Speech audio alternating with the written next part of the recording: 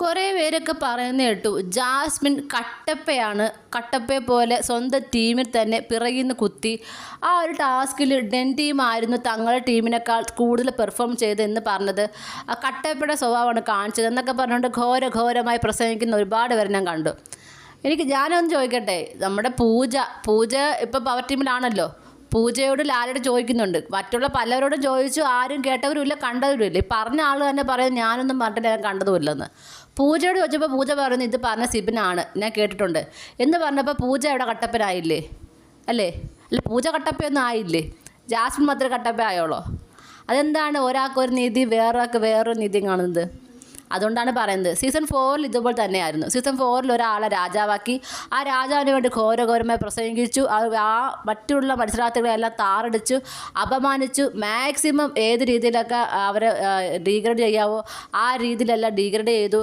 ആ ഒരു സീസണിൽ അയാൾ പുറത്താക്കപ്പെട്ടു. പിന്നീട് അയാൾക്ക് വേണ്ടിയിട്ട് മറ്റു പലർക്കും വേണ്ടി പ്രവർത്തിച്ചു. എന്നിട്ട് ലാസ്റ്റ് ആ സീസൺ കഴിഞ്ഞപ്പോൾ ഇവർ തമ്മിലടിച്ചപ്പോൾ ആ കൂട്ട് നിന്ന് ആ പെൺകുട്ടിക്ക് വേണ്ടിയിട്ട് ഇതേപോലെ തന്നെയായിരുന്നു നെഗറ്റീവ് ആക്കിയത്. എത്രത്തോളം അവരുടെ ലൈഫ് നശിപ്പിക്കാമോ ആ രീതി തന്നെ അവർ വീഡിയോ ചെയ്തു. പിന്നീട് ഈ സപ്പോർട്ട് ചെയ്ത ഈ രാജാവ് തന്നെ ഇവർക്കെല്ലാം പണിയും കൊടുത്തു.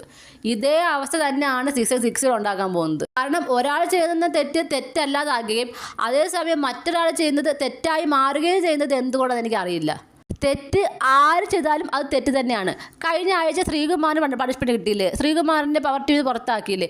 അതുപോലെ തന്നെയുള്ളൂ ഇത്. പക്ഷേ ഈ പ്രാവശ്യം എന്ന് പറഞ്ഞാൽ വീടിനകത്തുള്ള ഒരുപാട് പേരെയും ഈ പറഞ്ഞ സിബി ദ്രോഹിച്ചു. ആർക്കും ഒരു നീതിയും കൊടുത്തില്ല. ജാസ്മിന് വല്ല നീതിയും കിട്ടിയോ? അവിടെ നമ്മുടെ ജിൻഡോയ്ക്ക് വല്ല നീതിയും കിട്ടിയോ? ജിൻഡോയെ മാക്സിമം ഇല്ലാതാക്കാനാണ് അവിടെ സിബി ശ്രമിച്ചത് അല്ലേ? ഒറ്റയ്ക്ക് നിന്ന് ഗെയിം കളിച്ച് വന്ന ജിൻഡോയെ പിടിച്ച് കൂട്ടിലോട്ടാക്കിയിട്ട് ആ മനുഷ്യനെ മാക്സിമം നെഗറ്റീവ് ആക്കാൻ വേണ്ടി തന്നെയാണ് അവിടെ ശ്രമിച്ചത്. എന്നിട്ടും ഇതുപോലും മനസ്സിലാക്കാത്ത കുറേ പ്രേക്ഷകർ വന്നിരുന്ന് സിബിനെ പൊക്കി പറയുകയാണ്.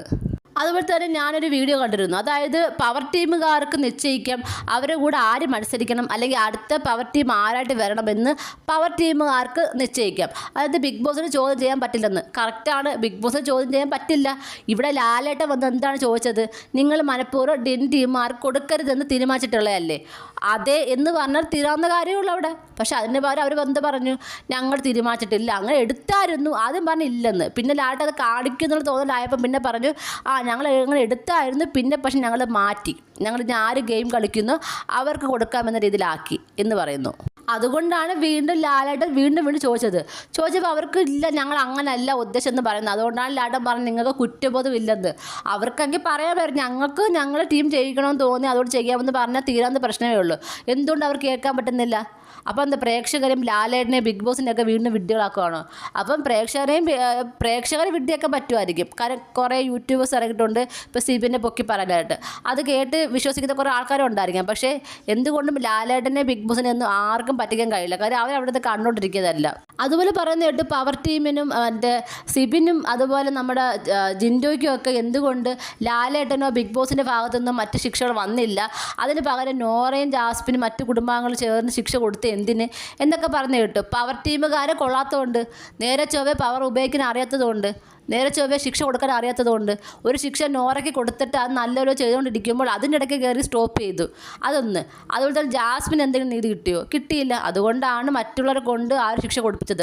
കാര്യം ഇനിയുള്ള പവർ ടീമെങ്കിലും നേരെ ചൊവ്വേ അവിടെ നിൽക്കാൻ വേണ്ടിയിട്ട്. എന്ന് വെച്ച് എല്ലാവരും സത്യസന്ധതയോടെ നിറകുടമാകണം എന്നൊന്നും അല്ല ഉദ്ദേശിച്ചത്. എല്ലാവരും ഗെയിം കളിക്കാൻ വന്നവരാണ്. അവർക്ക് ജയിക്കണമെന്ന് തോന്നലൊക്കെ എല്ലാവർക്കും ഉണ്ട്.